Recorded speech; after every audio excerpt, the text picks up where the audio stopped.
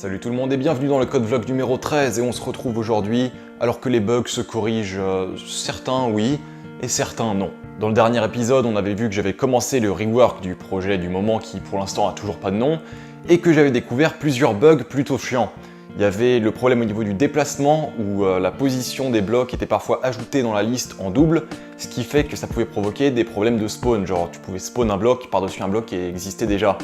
Et ensuite j'avais deux problèmes au niveau de la fusion, où quand tu faisais fusionner un bloc avec un autre bloc avec lequel il pouvait fusionner, et ben des fois il passait pas, le bloc qui devait être supprimé passait pas sous celui qui prenait un niveau.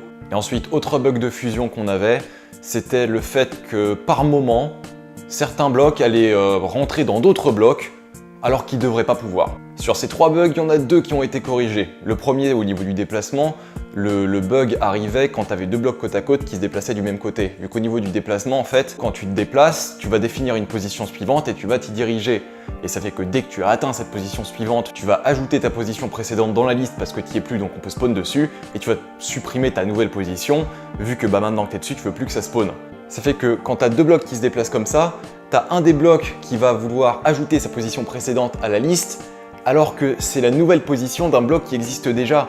Et vu que le code est exécuté parallèlement pour chaque bloc qui se déplace, et bien ça faisait que niveau timing, des fois tu avais une suppression correcte des positions qui se faisaient dans la liste, et des fois non. Ça fait que tu avais un bloc qui voyait sa position ajoutée dans la liste, après qu'il ait tenté de la supprimer en fait, ce qui n'était pas une bonne chose. L'objectif c'est juste d'être sûr que la position de chaque bloc soit pas dans la liste, et pour le coup, grâce à la magie des coroutines récursives, j'ai réglé le problème. J'ai juste fait une coroutine qui check toutes les 0,5 secondes si la position actuelle du bloc est présente dans la liste. Si c'est le cas, on supprime cette position. Si c'est pas le cas, on fait rien et on relance la coroutine. Et cette coroutine, elle est lancée au start de chaque création de bloc au final. Ça fait qu'avec ça, le problème est complètement réglé. J'ai vu aucun bug similaire qui ajoute des positions en double dans la liste. Donc plus de problème de spawn. Au niveau de la fusion, le premier problème que j'avais, comme j'ai dit au début, c'était quand tu as un bloc qui prend un niveau, celui qui devait être détruit passait pas foncièrement en dessous du bloc, du moins pas tout le temps.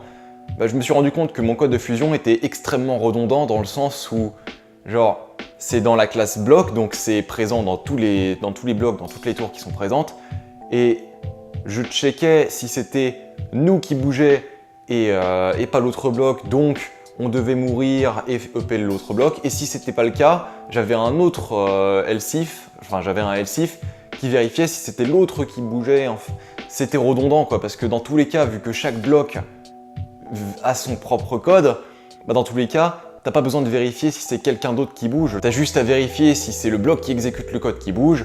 Si c'est le cas, il se supprime et il va up le bloc dans lequel il est rentré, et si c'est pas le cas, il va se faire up parce que c'est juste un bloc qui est sur place. Puis voilà quoi, tout simplement. Et en simplifiant ce code, j'ai vu les problèmes de blocs qui voulaient pas passer l'un sous l'autre réglés. Et ensuite, le troisième bug que j'ai pas pu régler par contre, je pense au moins savoir d'où il vient, dans le sens où quand il arrive, j'ai mis des bugs.log et tout ça pour check mes collisions, et quand il arrive, j'ai l'impression qu'il n'y a aucune collision qui est détectée.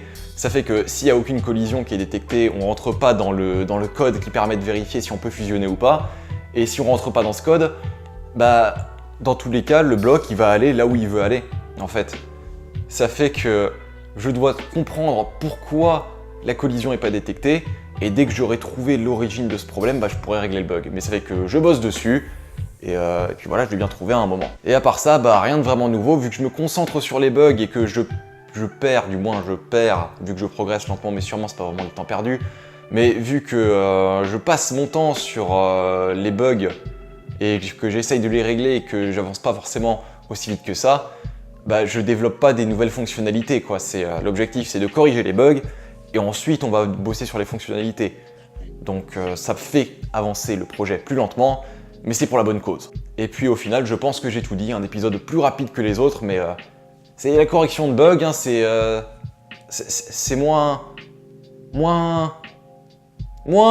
C'est de la correction de bugs, donc ça fait que j'avance un peu moins vite et qu'il y a moins de choses à raconter, mais bon, ce sont des choses qui arrivent, et puis si vous n'êtes pas content, faites des roulades. Mais bref, vu que j'ai tout dit, je vais vous laisser, donc ouais, c'est l'idée de partir en fait, quand je vous laisse, donc le mot de la fin, ampoule.